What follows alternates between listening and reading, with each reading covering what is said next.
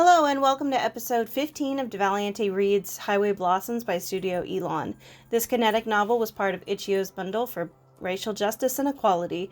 This kinetic novel contains strong language, sexual themes, and deals with loss and grieving. If you're not in a headspace to handle these topics, please consider skipping this video. Now, without further ado, let's get started. Drenched in sweat, I gasped life and hacked the sand out of my mouth. Memories from the night before start flooding back as I choke down a lump in my throat. The desert, the tape, the stars. Marina! My head snaps to the sky. The sun is already a quarter of the way done with its cycle. Soon, if it already hasn't, the taxi will pick up Marina and I'll never see her again. All because I couldn't let myself trust Marina. Damn it! I slammed my fist down, kicking up a pitiful plume of sand. Even if I ran, I'd never be able to make it in time. If only I had the motorhome. Wait. Mariah! There's a chance they still might be camped out nearby. Wiping the tears from my eyes, I spring to my feet and sprint in the direction of their motorhome, leaving the half-buried cassette behind me. Please still be there. Please still be there. Sure enough, it's right where it was last night. I run up and pound on the door, knocking harder and louder until someone answers. Looking up with wide eyes, Tess opens the door and stares at me. Tess! Is Mariah here? Amber? Joe slinks off the couch and joins Tess at the door. Sheesh, you're a wreck. Everything okay? Quick, the time! Huh? The time! What time is it? He looks to the invisible watch on his wrist, then switches between all the walls before Tess stakes around in her shorts and hands him a chained pocket watch. 10 o'clock, apparently. He turns to Tess. When did you start carrying this around? Is that when she stole it? Why the hell is it so freaking loud? Good morning, Mariah. A bottle comes hurtling towards Joe, but he ducks at the last second, letting it shatter across the wall. Oh yeah, she smashed the last one. 15 minutes. There's still time. Whoa, slow down a sec. Time for what? I know this is short notice, but I need a ride. A ride? Now? I said shut the hell up! Another bottle comes flying towards him, but this time Tess hops and snatches it out of the air. Good girl. He looks across the room, then back at me. Now's probably not the best time. Sis's hangovers are lethal. No! We need to leave now! Do you not remember what I said I'd do with the jumper cables the next time you... Nursing her forehead and lifting up another bottle, Mariah stomps over, only to freeze once she sees me. Mariah, I need a ride. Please, you were right. I made a big mistake, and if I'm not back at our hotel in 15, I'll never see Marina again. The motorhome falls silent, all eyes on Mariah. Her face is blank, unreadable, compared to all the crazy-looking scowls she usually wears. Finally, she speaks. All right, let her in. I'm really sorry, but you know how she... Wait. For real? And she's in. Mariah closes her eyes and takes a deep, long breath. Before I change my mind. Joe and Tess shoot each other surprised glances, then shrug. Well, what do you know? Miracles actually do happen. The desert heat has thawed her icy heart. Jesus, Tess. Yeah, just shut up and get ready. I hop in. The other two scurry around and batten down the hatches, strapping shut all the cupboards and shelves. Grabbing her bandana, Mariah ties it around her head while I shuffle around and try to spit out a thank you. So, I should probably... We're all set. I'll take the wheel. Joe rushes past us with the keys, but Mariah trips him and snags them from his hand. No way! You drive like an old man. I'll drive. No, I drive like a normal person. You just happen to drive like a maniac. Besides, you're hungover. It'll be fine, come on! They both dart over to the front seats of the RV, roars to life. Tess! Hair of the dog! Tess nods and runs to the fridge, grabbing a bottle that looks like the ones from last night, except this one has a picture of the devil on it. She tosses it over to her sister, who showcases the same catching talent as her. Now that's what I'm talking about! Slamming the bottle in the cup holder, Mariah sticks her head out the window and backs up the motorhome.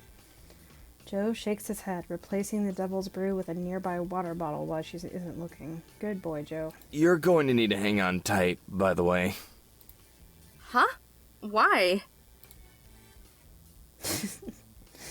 My question is immediately answered as I'm flung against the couch. Tessa's small frame crashes into me. It doesn't hurt as much if you relax your muscles. Jesus. The RV speeds forward. The license plate wind chime dings in chaotic disunion as the bottles and cans roll across the floor, clanging together whenever they meet. Even the table is seesawing back and forth. I look out the window. Mariah flies onto the road, cutting off an entire lane of cars. The RV hits the ground and bounces. I manage to keep my head from bashing the cot above me, but Tess lets herself get tossed around, rolling across the floor with the trash. I love you so much. You small traumatized child. So where exactly am I going? The hotel downtown. You'd have to be stupid to miss it. Remember who you're talking to here. Hotel? You didn't spend any of my treasure on that, did you? Mariah glares back at me, oblivious to everything on the other side of the windshield. I might have used a nugget to bribe the manager. What? I'll kill you! Save the cat fight for later. There are more important things to focus on right now, like the road! The road will always be there, Joe.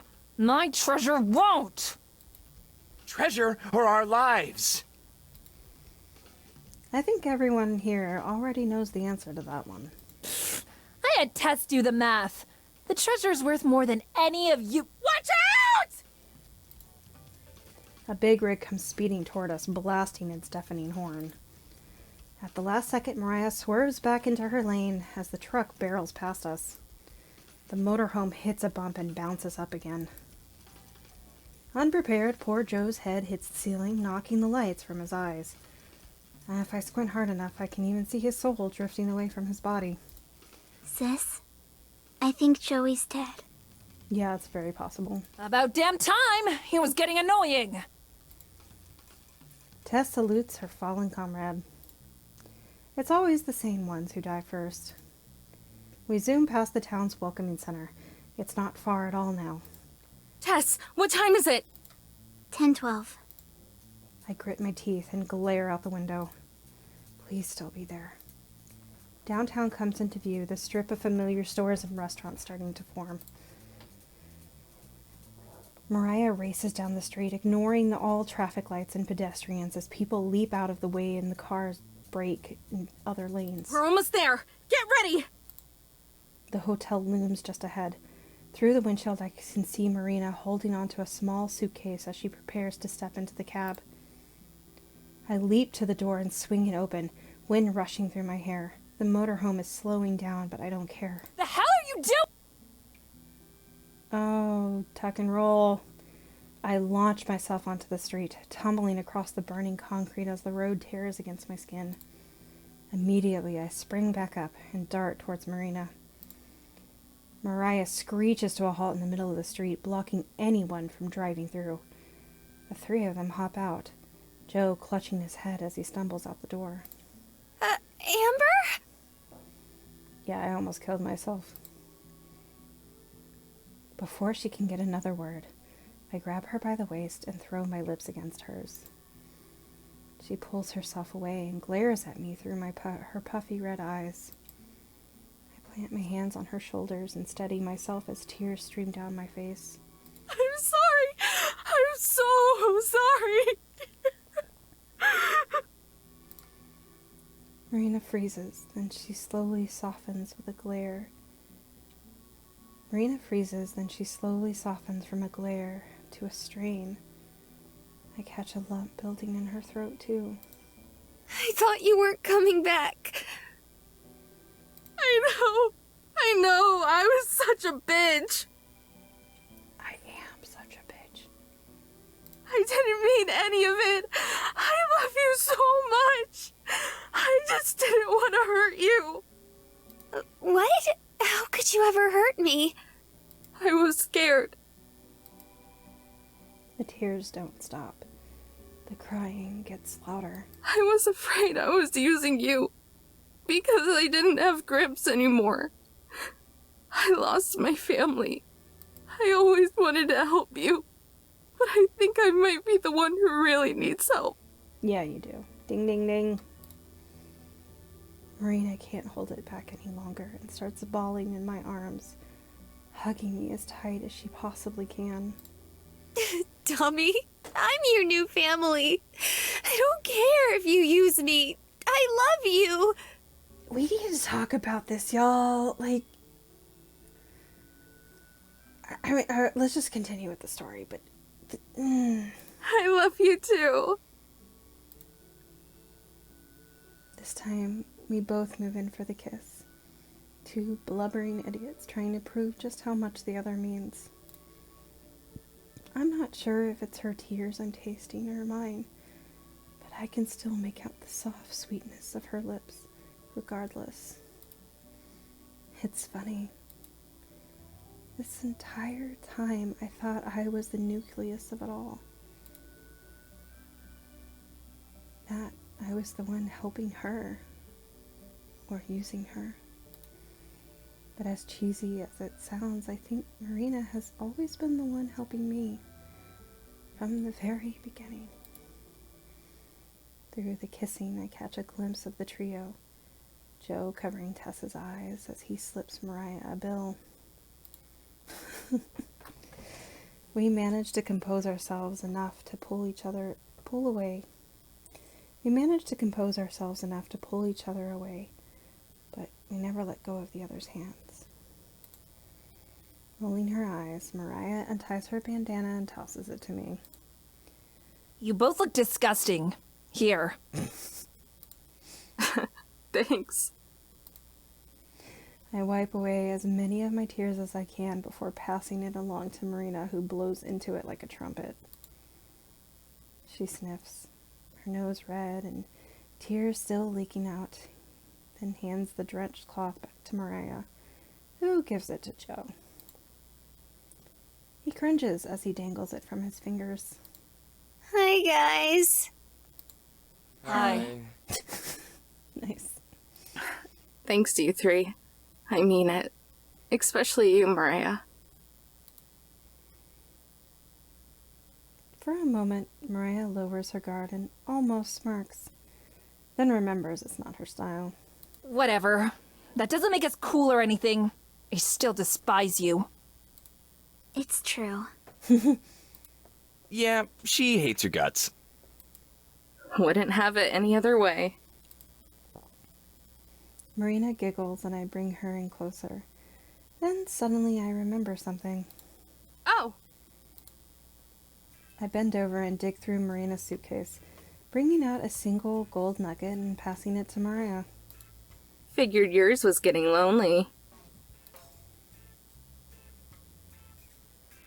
Mariah stares at her hand, the other two gathering around her. How about that? You ended up getting the treasure after all, Mariah. The treasure is friendship. It seems bigger than the one we have. Finally defeated, Mariah looks up and sighs. I guess we can probably pawn it off somewhere.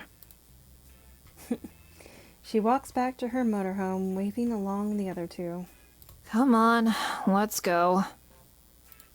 Well, see you two ladies down the road.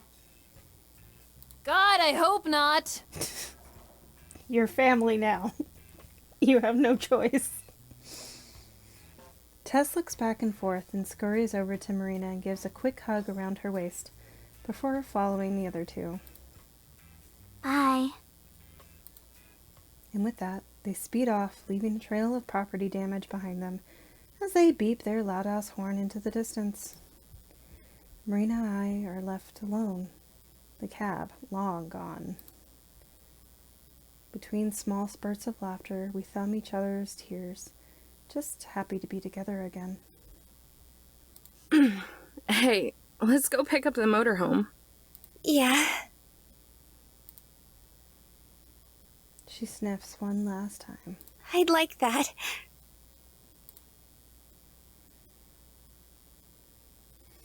Fading light from the sunset wakes me up.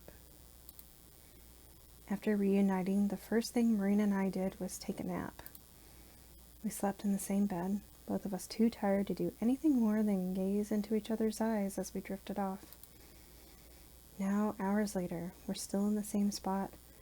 One of Marina's hands clings to my shirt while she's pressed up against my side. Her breath shallow and steady, is warm against my neck. I feel like I could stay here all day, or for a week, a year, whatever, just enjoying this closeness. Marina sighs as her sleep, Marina sighs in her sleep, shifting a little but not moving too far away. I watch her, a small smile dancing on my lips. No way we're going to be able to sleep tonight after taking naps this late. We can probably head out and get to the festival site a bit early. Beat the lines to get in and maybe end up closer to the stage. I'll see how she feels when she gets up. Gently, I extract myself from her grip and climb out of bed. To kill some time, I wander to the back to take stock of our supplies.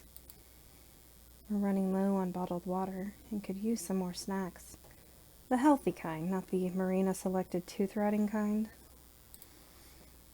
Also, we need to stop by a laundromat sometime, too. Hell, we should probably go to a clothing store and pick up a few more changes of clothes for Marina, since we're going to be sticking together and all. That thought makes me smile. So happy that I couldn't stop even if I wanted to. I don't have to be lonely anymore. I can make these plans for two. When I walk back to the bed, still being careful not to disturb Marina, I noticed something weird. It's gotten brighter outside. No way. It dawns on me, quite literally. We didn't just sleep through the day. We slept all the way through the night and into the next morning. Marina!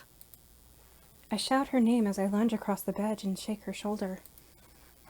Despite my frenzy, she opens her eyes lazily.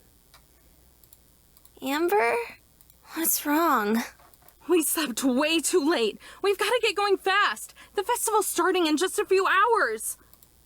Marina pats my head like I'm a naive kid. Amber, it's okay. It's not until tomorrow. It is tomorrow. We slept all night. Now her eyes get a bit bigger, and right on time the sunlight falls across her face. Huh? Yeah. I move back, letting her sit up. We've got to go, or we'll be standing in line all day. She smushes her fist into her eyes and rolls out of bed. I'm up. Can you make some coffee, please? No prob. Gonna get ready. I nod. Marina zombie shuffles off to the bathroom to brush her teeth and fix her hair. I set about preparing. Soon the warm smell of brewing coffee fills the air, as does the sound of running water. Both Marina and the coffee finish around the same time. Marina skips over to where I am and leans to my shoulder, while I wrap an arm around her. Sorry, I shouldn't hold us up, huh? Nah, this is okay. Just for a moment. Then I pull away and grab a pair of mugs, passing one to Marina. I fill mine up with a steaming black coffee, and hand her the creamer and sugar. But Marina shakes her head. I'll try it how you drink it. No, it's okay, child. Eyebrows raised, I pour her a cup. You sure? It's a super acquired taste. Marina takes a sip and scrunches up her face in disgust. It's good. No, it's not. Uh-huh.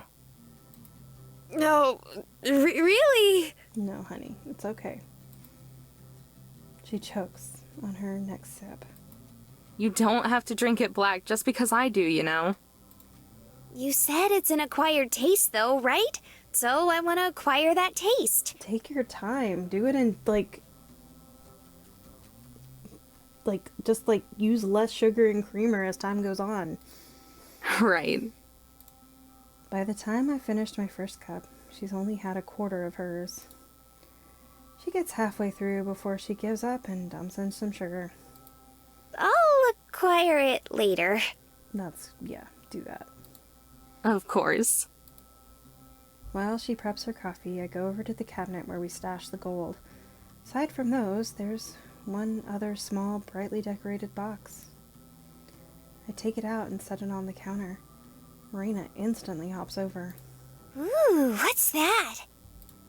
Inside are 2 wristbands made of soft fabric. There are entrance passes to the festival. I pass one to Marina. Hers. Gramps. The tenderness with which she takes it reminds me of when she first held the gold. Like if it fell, it would break. Make sure you don't lose it, or you'll have to wait in the RV while I go watch. You wouldn't. Watch me. I think about it for a second. Then I answer truthfully. Okay, you're right. But still. There's a little tag that hangs off the wristband, and Marina pulls it to tighten it. Then she leans over and kisses my cheek. I won't. I slide mine on and tighten it as well, putting the box back in its safe spot. There's a lump in my throat over how it was always supposed to be me and Gramps who went. Marina touches my hand and she smiles. I smile back. This is just as good, though. I swallowed my sadness before it can take over and lead the way up to the front of the RV. You ready? Hell yeah! Let's get this show on the road then. The motorhome grumbles as I turn the key, but the engine catches. I wait a second to see if it's going to die, but it doesn't, though the whole thing shakes a little more than I'm used to. Slowly, I navigate out of the parking lot and back into the main streets. It may be early, but there are lots of people out and about. Traffic is thick, with a lot of people probably going to the festival. See, this is why I wanted to leave early. It's normally only a half-hour drive, but this is crazy. Think we're all going to the same place? Maybe. At least a few. Marina laughs. What?